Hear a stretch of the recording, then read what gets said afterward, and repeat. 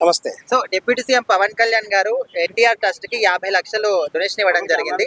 So కొంతమంది మొన్నటి వరకు టీడీపీ వాళ్ళే మాకు డిప్యూటీ సీఎం వద్దని అన్నారు కదా. మరి ఇప్పటికైనా అర్థం చేసుకుంటారు ఆయన మంచితనాన్ని? ఏం అర్థం చేసుకోరండి. నిజంగా 50 లక్షలు ఇవ్వడం అనేటువంటిది ఆయన ఇన్స్టాల్ చేయడంగా భావిస్తున్నారు టీడీపీ వాళ్ళు. పవన్ కళ్యాణ్ గారు తలుచుకుంటే 1-2 కోట్లు ఇవ్వాలి. 50 లక్షలు ఇచ్చిన ఏంటి అసలు? అంటే ఒక్క రూపాయన్ని ఇచ్చే వాళ్ళు కావాలి కదా. పవన్ కళ్యాణ్ స్థాయి ₹1 ఇవ్వాలి. ఆయన డిప్యూటీ సీఎం అయినా ₹1 ఇస్తే ఇంకా గ్రాండ్గా ఉండేది. 50 లక్షలు ఇవ్వడం అనేది బాగాలేదు. మేము బాగా డిసప్పాయింట్ అయిపోయాం అందరం. అది వాస్తవం.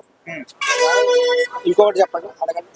అంటే ఇప్పుడు అఖిలానందన్ ఉన్నారు కదా వాళ్ళ కొడుకు, మరి ఇట్లా ఈ విధంగా దాన ధర్మాలు చేస్తా ఉంటే ఆయనకి ఆస్తులు ఏముంటాయి అనేది ఇంకో క్వశ్చన్. ఆయన ఒకప్పుడు ఆయనకి ఏమి ఉండేకో. చిరంజీవి గారే ఆయన ఆస్తి. మెగాస్టార్ చిరంజీవి గారే పవన్ కళ్యాణ్ గారి ఆస్తి. అన్న సంపాదిస్తుంటే ఈయన హాయిగా కూర్చొని ఒక నులక మంచం వేసుకొని పడుకునేవాడట. చక్కగా అన్ని తింటూ దాని మీద పడుకుంటూ అక్కడే నిద్రపోయేవాడు. అటువంటి ఆయన చిరంజీవి గారి యొక్క ప్రోత్సాహంతో వచ్చారు.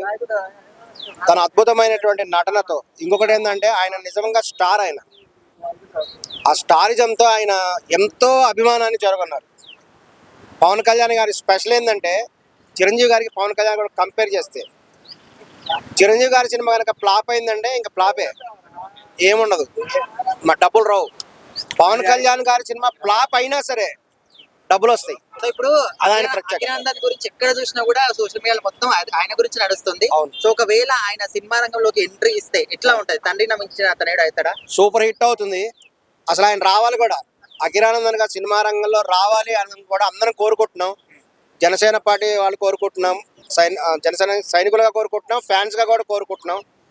ఇక్కడ డబ్బుల గురించి చెప్పడం ఏంటంటే పవన్ కళ్యాణ్ గారికి డబ్బు కొదవేముంది. ఆయన ఎంత దాన ధర్మాలు చేసినా అంతే స్థాయిలో ఆయనకు తిరిగి రిటర్న్స్ వస్తాయి. ఆయన కొన్ని సినిమాలు నటిస్తే చాలు కొన్ని ₹1,00,00,000 సంపాదిస్తారు. అన్ని ₹1,00,00,000 సంపాదనని వదులుకొని ఆయన వెళ్ళాడు. ఈవెన్ చాలా మందికి తెలియదేమో, ఆయన 3 పెళ్ళిళ్ళు చేసుకున్నారు, విడాకులు ఇచ్చారంటారు. విడాకులు ఇచ్చిన ప్రతి స్త్రీకి కూడా ఆయన ఎంతో ధనం ఇచ్చారు. వాళ్ళంతా ఎకనామికల్ గా చాలా స్ట్రాంగ్ ఉన్నారు. అఖిలానందన్ గారికి ఇప్పుడు కొత్తగా డబ్బులు ఇవ్వాల్సిన అవసరం లేదు. ఆయన బ్రహ్మాండంగా ఆర్థికంగా చాలా స్ట్రాంగ్ ఉన్నారు. అంటే ఆయన హైట్, పర్సనాలిటీ, ఆ కట్అవుట్ చూస్తా ఉంటే ఏ హీరో గుర్తుకొస్తున్నారు మీకు? ఎలాంటి సినిమా తీస్తే బాగుంటుంది? జూనియర్ ప్రభాస్. అంతే. అఖిలానందన్ గారు జూనియర్ ప్రభాసే. ప్రభాస్ గారి తర్వాత ఆ స్థాయిలో ఉన్నటువంటి ఆయనే. ఆ స్థాయిలో ఆయన నడక కానీ ఆయన స్టైల్ కానీ కనబడుతున్నది. తప్పనిసరిగా ఆయన సినిమా రంగంలో రావాలి. పవన్ కళ్యాణ్ గారి వారసత్వం ఉండాలి కదా. రీసెంట్గా చిరంజీవి గారు చాలా బాధపడ్డారు. వాళ్ళ ఇల్లట ఒక లేడీస్ హాస్టల్ లాగా ఉందంట.